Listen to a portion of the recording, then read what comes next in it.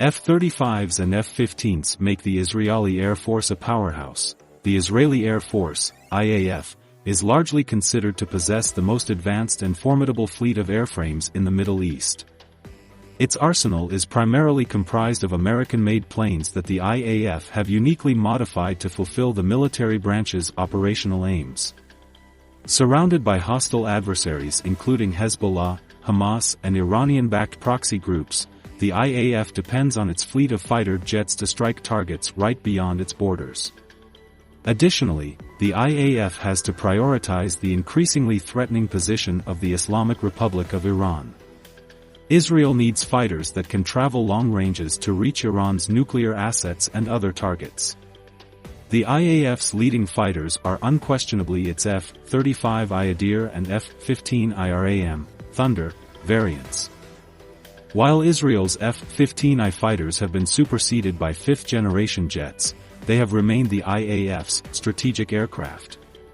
The airframe is the IDF's version of the American-made F-15E Strike Eagle.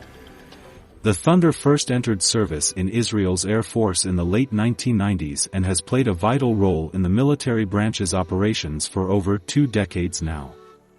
Israel's Defense Forces, IDF, first recognized the need to obtain long-range capable airframes following the 1991 Gulf War. Equipped with hardly mediocre air defense systems, the Jewish state suffered from frequent barrages of Iraq's Scud ballistic missiles. To rectify this shortfall, the IDF procured its first fleet of F-15 Eagles from the U.S., which the IAF modified to suit the needs of Israel's military better. Featuring a larger frame, the Thunder can carry greater quantities of weapons than sleeker, smaller airframes like the fifth-generation F-35. The Thunder has a combat load of 4 AIM, 7 Sparrow radar-guided missiles and 4 AIM, 9 Sidewinder infrared-guided missiles and an M61 Gatling gun. Additionally, the Thunder's conformal fuel tanks serve Israel's longer-range missions well, as they add the necessary range to reach targets further away. Internal weapon storage and long-range abilities are the two most critical factors that set the F-15I apart from the F-35I.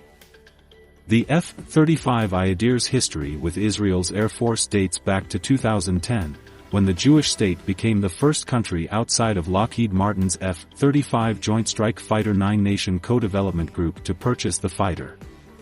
In addition to becoming the first foreign military to acquire the advanced fifth-generation jet, Israel was also able to circumvent Lockheed Martin's previous refusal to undergo major client state-specific modifications to the airframe and procure a custom variant. The F-35I Adir was the outcome of this arrangement.